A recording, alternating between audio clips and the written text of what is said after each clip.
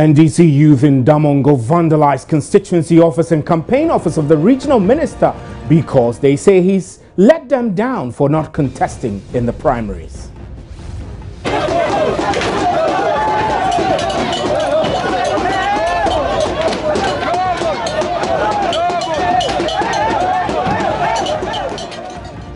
And cracks within the MPP deepens as National Vice Chairman Freddie Blair and Chairman Paul Afoko tear each other into pieces with allegations and counter-allegations of corruption. First Vice Chairman is supposed to be a secretary, and I did append my signature, and I know there were certain funds lodged in it, funds that two signatories can sign. And I, with this treasurer, did sign once for money to be withdrawn to run the Talensi election. So what do these happenings within the major political parties say about their stability? Are both the NDC and MPP losing ground and falling apart? This is today's big story with me, Stephen Nt.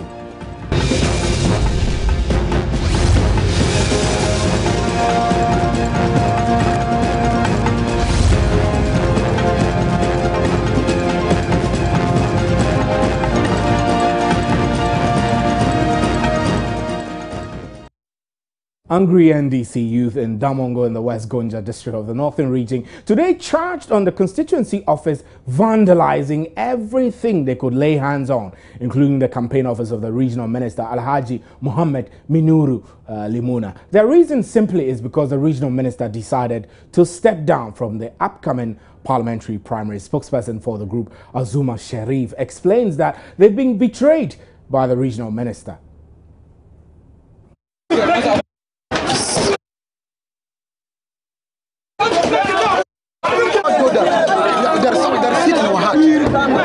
The whole thing about it is that we believe NDC is a social democratic party, and as a social democratic party, everybody is at liberty for a contest when it comes to issues of this nature.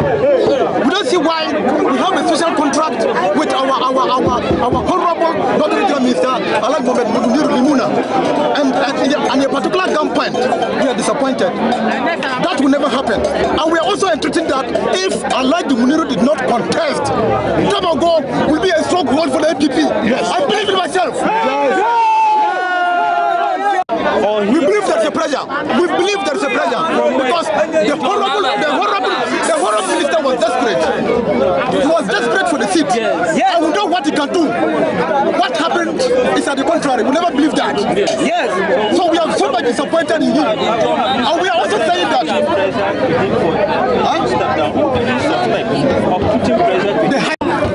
number one gentleman, that is what I believe the president got the problem.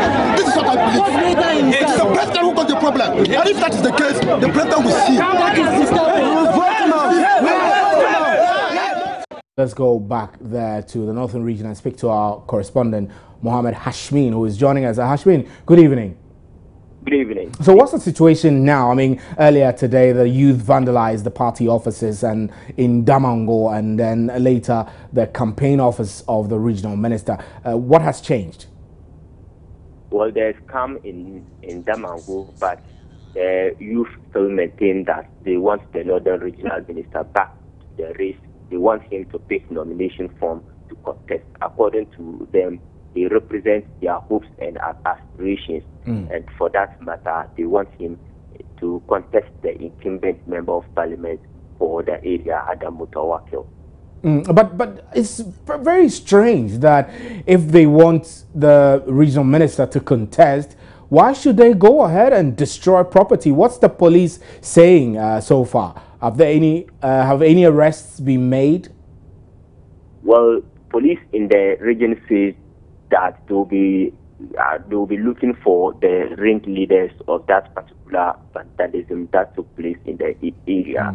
But no arrests have been made yet. They say they are investigating the issue, and then it is based on their investigation that they will be able to arrest the perpetrators of this particular act. I know you spoke to the aide of the regional minister, but have you got any response from the party at the constituency level yet?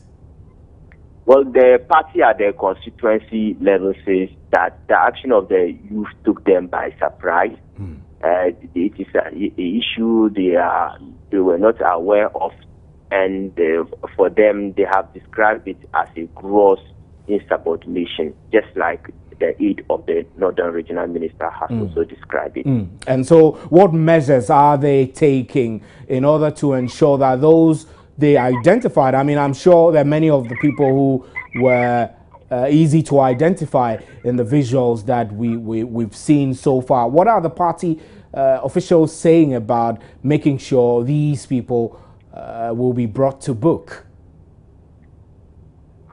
They say that they are going to use the party internal disciplinary mechanisms to be able to address the problem, even though they have condemned the incidents of the youth. But the Northern Regional Minister himself is on a holiday in Brazil.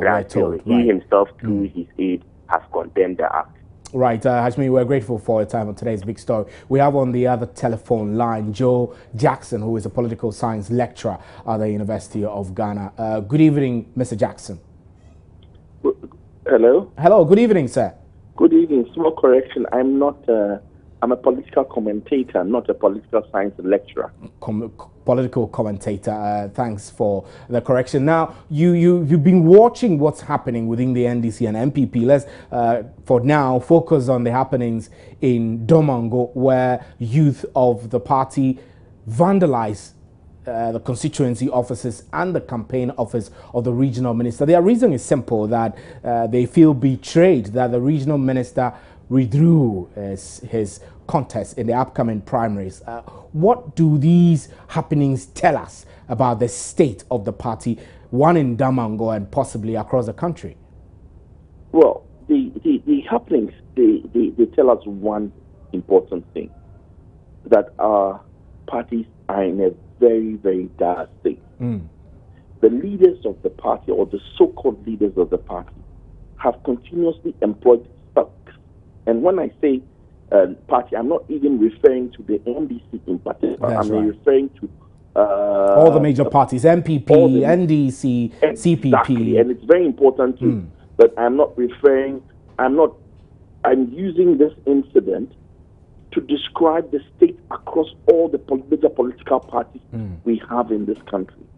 They have employed the use of thugs under various names, from the simplest one, which is foot soldiers, to bodyguards, to whatever you have. To macho men, Azoka boys and girls, and all those types of names. Now, what we have done is we've employed these thugs for our own purposes. And we are reaping those seeds of violence that we have sown. And the sad commentary is this: we're going to see increasing incidents of this when either they refuse to contest or they lose an election. Can you imagine if this is what happens when an election, when a national election was taking place? His nomination. Can you imagine what would happen if he loses an election? And unfortunately, all you see is this. On radio, the leaders will come and say, oh, we condemn the violence. But truly, behind the scenes, do they act decisively for us all to see, not just internally, but to show to show everyone, every member of the public, that they are serious about condemning this violence? No, they don't. They withdraw behind, we will use internal procedures to discipline them. But it's unbelievable. It's unbelievable. I mean, there are many Ghanaians who are watching this and might be wondering, how is it that if you feel betrayed by a leader who decides not to contest, you could take the law into your hands to the extent that you destroy party property and... Hang on. If the same leader has shown you that any time you're unhappy with somebody in the party, you march to that person and you use violence either in words or in deeds or in brandishing your instruments, why is it that you've come up with a culture that says that in this party, anytime I'm happy, I should demonstrate it with my unhappiness. Anytime there's anything that there's any conflict, it should be addressed with violence. And you've seen that happen over and over again, not only in the NDC, but in the NPP. In the NPP, very, very sad situation there. But Mr. Jackson, we will be, we'll hold you briefly and we'll continue with the other aspects of our discussion tonight, and then we will bring you on now. I must say that tension is brewing within the NPP as the chairman, Paul Afoko, has lodged a formal complaint with the police against National Vice Chairman Freddie Blay for secretly withdrawing money from the party's account into another account. But Freddie Blay hits back to say the chairman, Paul Afoko, and General Secretary Kwabena Japong are the ones rather mismanaging funds. Let's first hear Freddie Blay. The party has several accounts. This particular account that you are mentioning me is a bank account. It's been there for 12 years or more. And indeed, the secretaries to the account are the chairman, the first vice, the treasurer, and the general secretary.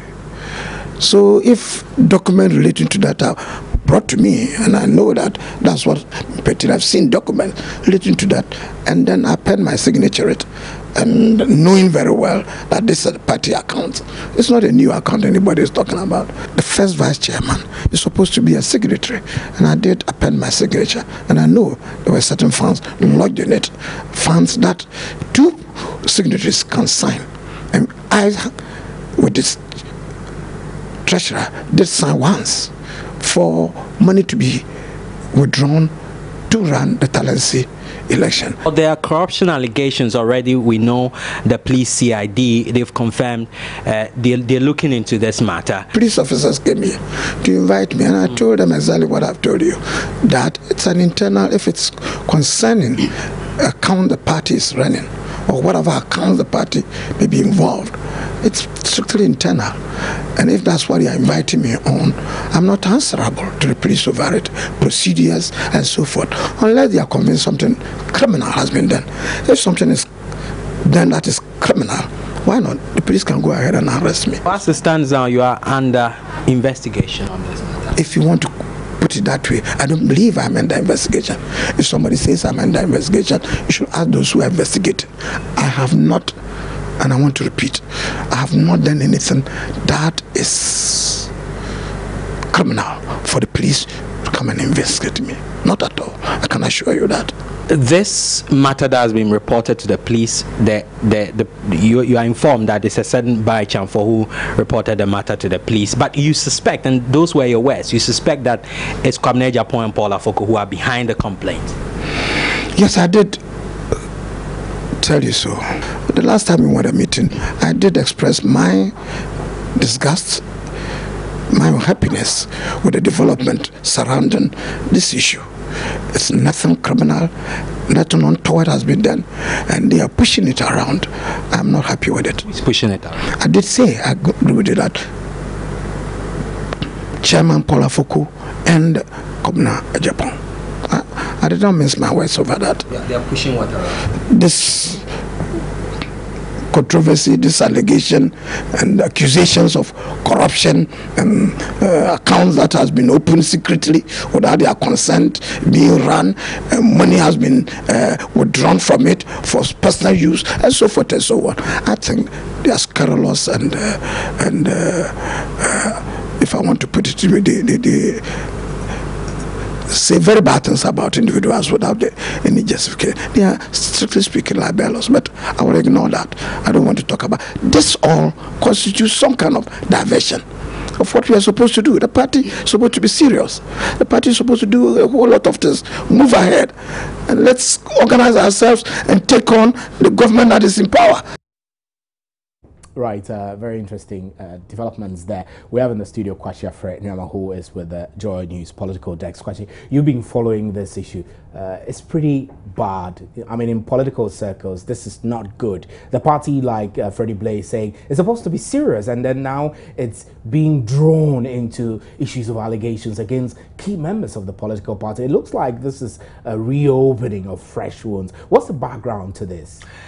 What happened is that yesterday a press statement came from Chairman Paul Afoko. We've not heard from himself for some time, and he's been speaking through a lawyer, well-noted personality within the MPP, especially close to the Paul Afoko Kwabena Japan camp, Nanaya Osei. And this statement was emphatic that any party official who was found to have engaged or be engaging in any act of that's seen to be corrupt would be punished. Well, that particular statement did not make direct reference to Freddie Blaze or Mr. Abankwayabo, the party's treasurer. But subsequently, the spokesperson for Mr. Afoko, who again issued a statement, and I will say, pointed to Freddie Blaze and Mr. Abankwayabo, the party's treasurer, engaging in corruption, because he says that they are not signatories to this particular account,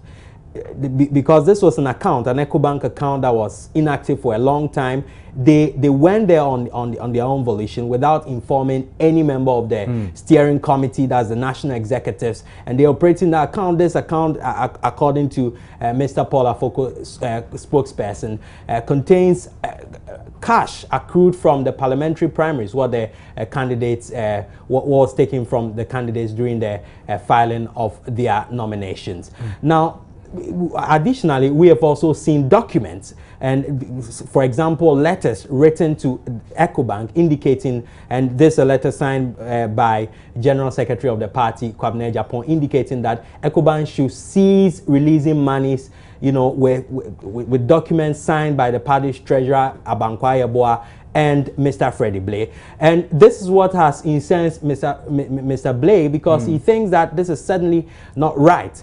Now, I'm sure you remember as well that when Mr. Kwabena Japan assumed office as the General Secretary, one of the things that he did was to suspend the party's the party's treasurer, Mr. Opare Hammond. Now, this was all part of measures as he described it. I'll have you hold briefly. I still have Mr. Jackson on the telephone lines. We can wrap up with him before we lose him. Right, Mr. Jackson is off the line. He's a political commentator. So, Afraid, this for many ordinary people like myself, who is not actively involved in the NDC and MPP politics, looks weird in a sense that it looks like executive members are coming at each other at a time that they should be concentrating on winning elections, for example. What's responsible for all of these? Is this an indication that the party is breaking down? Well, and I was making reference to this point earlier, that immediately Mr. Kwabena Japan took office, from his own investigations, he realized that some of the party's funds were being mismanaged. He cited examples. Right, we're told, I'm sorry, we're told that Mr. Jackson is back on the line. Mr. Jackson is the political commentator. Mr. Jackson, the back and forth is up again. The MPP, I beg your pardon, appears to be reopening old wounds where executive members are at each other's throats over one allegation after the other. Now, Paul Afoko is accusing Freddie Blaze of withdrawing money from an account, a party's account, into a separate account, and all of that. This has ended at the police, and Mr. Blaze hitting back and accusing Paul Afoko and Kwabena Japan of mismanaging the party. Is the MPP on track?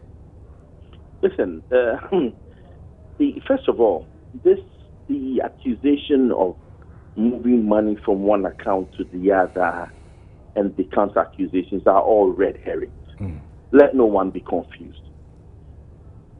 There is a real war out there in the MPP for control. And the war is between the camp for the flag bearer and then the other camp, which is the chairman and the general secretary. Now, it's very simple. At this moment, Nana Addo has very few choices. He has to either come out and squelch this family by coming out with either he sues for peace and offers some major concessions to the Afoko Japan camp, or he gets rid of them. But this limbo is killing the party, and they're not going nowhere fast.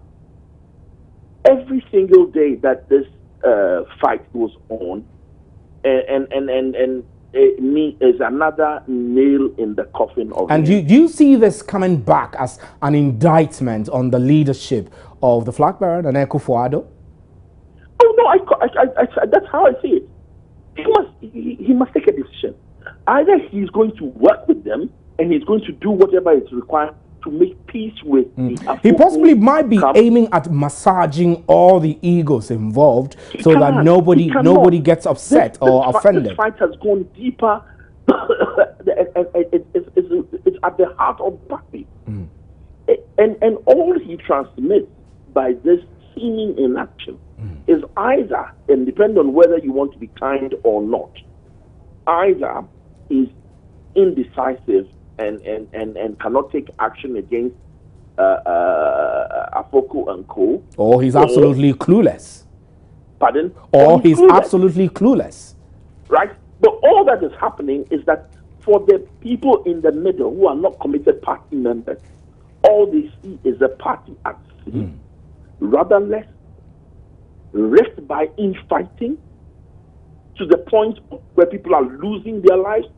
This is ridiculous. Ridiculous indeed. Mr. Jackson, we're grateful. Your comment has been very insightful in our discussion on today's big story. So, Afra, you were saying something before I cut you. Apologize. I was making the point that all this started and has a background to when Kwame Japan and Paul Afoko, the large executive, assumed office. You remember that press conference last year in August, where that generated a lot of controversy, the chaos at the party headquarters. At that press conference, Mr. Kwame Japan mentioned that from their investigation, they realized that some persons within the party were operating some foreign accounts and all that without the knowledge of party executives. So one of the watertight measures that they put in place, aside the dismissal of Mr. Opare Hammond for allegedly having a hand in all this, was to ensure that before any money was withdrawn from any of the party's accounts, the chairman and the general secretary's signatures would have to be a core one, you know, to authorize that particular withdrawal. So what led to this is that, and Mr. Freddie Blay himself has confirmed that they are operating a separate account at EcoBank, which and with this particular account, Mr. Freddie Blay, first vice chairman, and Mr. Abankwai Aboa, the party's treasurer, are the only signatories to that particular account. Now, and again, as you heard Mr. Freddie Blay say, they think that, quote and unquote, Kwame Japan and Paul Afoko are squandering monies meant for party activities. And he makes the point that they do not account at all National Executive Committee meetings. They don't account for these monies. But so far as Mr. Paul Afoko is concerned, and what we've heard the spokesperson talk about today in that statement, this is illegal. They cannot be operating a separate account from the party's main account without the knowledge of the General Secretary and the chairman. And that is the basis of this report to the police CID that has led them to commence criminal investigation into whether or not Mr. Freddie Blay is engaged in any act of corruption. And he mentions that already two officials from the police CID were at his office yesterday looking into this particular matter to get to the bottom of it. And like Mr. Jackson was saying earlier on the telephone, this all comes back and is seen as an indictment on the leadership of the party. What's Nana Akufo-Addo saying about all of this? It's certainly an indictment on the leadership of the party. And when Nana Akufo-Addo addressed a press conference after the death of Mr. Adams Mahama, that also generated a lot of controversy, with some accusing Paul Afoko Kwame Japan of masterminding the acid attack on the former Upper East Regional chairman of the party.